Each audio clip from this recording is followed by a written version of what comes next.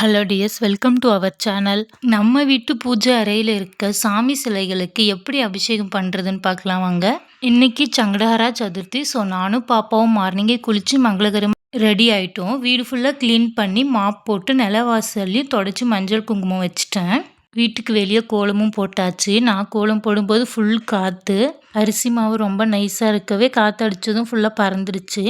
பிரசாதமாக பிள்ளையாருக்கு பிடிச்ச சுண்டல் செஞ்சு வச்சுருந்தேன். பிள்ளையாருக்கு அபிஷேகம் பண்ணுறதுக்காக பிள்ளையாருக்கு பிடிச்ச தும்பைப்பூ அருகம்புல் எல்லாம் பறிச்சுட்டு வந்து வச்சாச்சு. எங்கள் வீட்டில் குட்டியாக பிள்ளையார் சிலையும் லிங்கமும் இருக்குது. அதுக்கு தான் இன்றைக்கி அபிஷேகம் பண்ண போகிறேன். வீட்டில் சிலை வச்சுருந்தா கண்டிப்பாக மந்த்லி ஒன்ஸ் ஆகுது அதுக்கு அபிஷேகம் பண்ணணும். நான் சங்கடஹரா சதுர்த்தி இல்லை பிரதோஷம் மந்த்லி ஒன்ஸ் கண்டிப்பாக பண்ணிவிடுவேன். இப்போது அபிஷேகம் பண்ணுறதுக்கு தேவையான பொருட்கள் எல்லாம் ஃபஸ்ட்டு எடுத்து வச்சுக்கலாம். அருகம்புல் ஒரு பவுலில், எருக்கம்பூ தும்பைப்பூ ஒரு பவுலில் எடுத்து வச்சுக்கிறேன். அருகம்புல்ல அபிஷேகம் பண்ணுறனால நமக்கு இருக்க தடைகள் நீங்கி நம்ம நினச்ச காரியம் வெற்றியாகும்.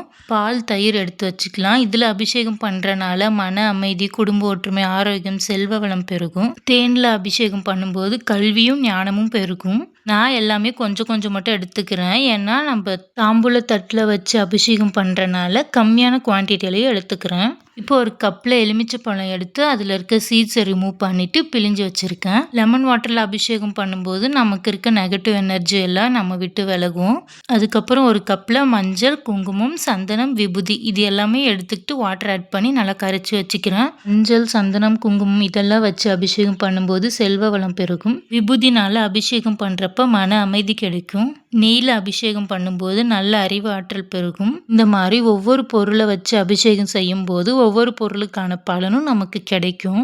வேணும்னா இளநீர் எடுத்துக்கலாம், பன்னீர் எடுத்துக்கலாம், பஞ்சகாவியம் சொல்லக்கூடிய கோமியம் நிறைய இருக்குது. உங்களுக்கு கிடைச்ச எல்லாத்தையும் வச்சு கூட அபிஷேகம் பண்ணலாம். நான் இன்னைக்கு எனக்கு கிடைச்சதை வச்சு அபிஷேகம் பண்ண போகிறேன். நீங்கள் 3 பொருளை வச்சும் அபிஷேகம் பண்ணலாம், 10 பொருளையும் வச்சு அபிஷேகம் பண்ணலாம். உங்கள் விருப்பம்தான். சாமிக்கு பண்ணுற பூஜையை மனசார மன நிம்மதியோட வேண்டி அபிஷேகம் பண்ணுங்க. நீங்கள் நினைச்சது நடக்கும். ஒரு கப்பில் வெல்லம் கொஞ்சம் கரைச்சி வச்சுருக்கேன். வெள்ளத்தால் அபிஷேகம் பண்ணும்போது நமக்கு பேரு புகழ் கிடைக்கும். இப்போ ஒரு கப்பில் பஞ்சாமிர்தம் ரெடி பண்ணிக்கிறேன். அதுக்கு நான் பனானாவும் டேட்ஸும் மட்டும் எடுத்திருக்கேன்.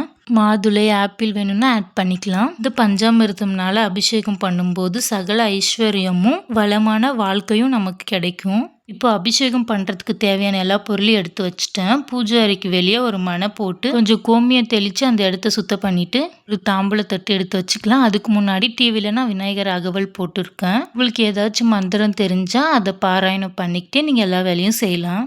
எங்கள் வீட்டில் இருக்க சிலைக்கு அபிஷேகம் பண்ணுறதை நான் காட்டுறேன். உங்கள் வீட்டில் இருக்க சிலைக்கு உங்கள் இஷ்ட தெய்வத்துக்கு என்ன பிடிக்குமோ அதை வச்சு இதே சேம் ப்ரொசீஜரில் அபிஷேகம் பண்ணலாம். ஃபர்ஸ்ட் பூஜை அறையில் விளக்கெல்லாம் ஏற்றிட்டு நல்ல சாம்பிராணி வாசம் வர மாதிரி பூஜை அறையை வச்சுக்கலாம். சிலைகளை தட்டில் வச்சுட்டு சிலைக்கு கொஞ்சம் பூ வச்சுக்கலாம்.